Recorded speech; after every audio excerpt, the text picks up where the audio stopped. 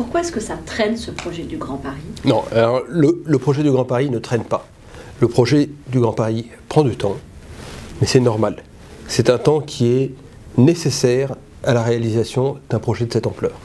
On ne va pas aligner les grands chiffres. Je crois que sur le projet du Grand Paris, la course aux chiffres pharaoniques, les 200 km de réseau, l'équivalent de 8 fois les pyramides de Khéops, finalement nuit au projet. Ce qu'il faut, c'est rappeler l'importance du projet, c'est rappeler le sens du projet, l'essentiel du projet.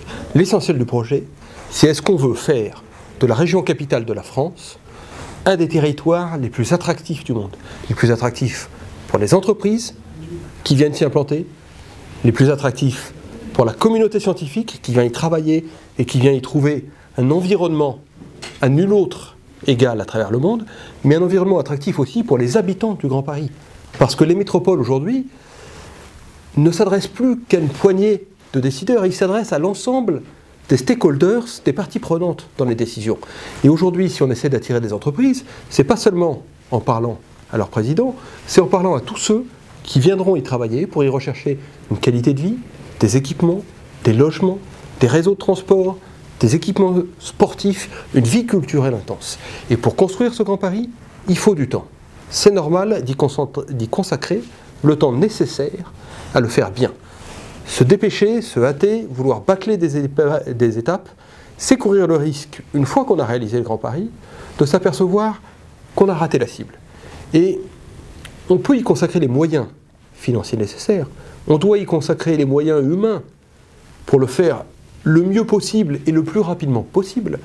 Ça, évidemment, mais ce qui serait impardonnable, c'est de le faire et une fois qu'on l'a fini, de s'apercevoir qu'on ne l'a pas fait suffisamment bien, qu'on l'a fait rabougri, qu'on a fait un Grand Paris au rabais et que finalement, le jour où on coupera le ruban du dernier tronçon en 2030, à ce moment-là, il faudra lancer un deuxième projet en chantier, d'une ampleur égale, parce qu'on aura mégoté sur celui-là.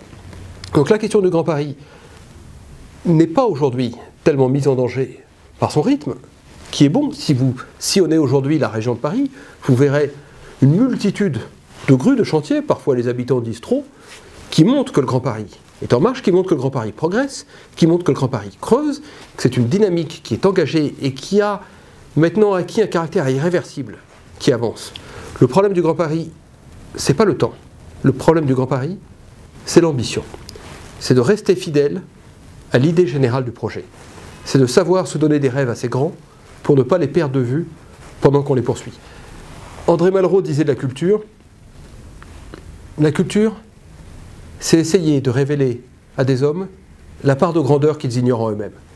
Je crois que le projet du Grand Paris, c'est d'essayer de faire toucher du doigt à la France cette richesse formidable qu'elle ignore en elle-même et qui est un territoire qui est l'avant-garde de ce qu'on peut construire dans l'économie de l'innovation, de la connaissance, des métropoles durables, respectueuses de l'environnement, solidaires et inclusives. Ça, c'est le projet du Grand Paris.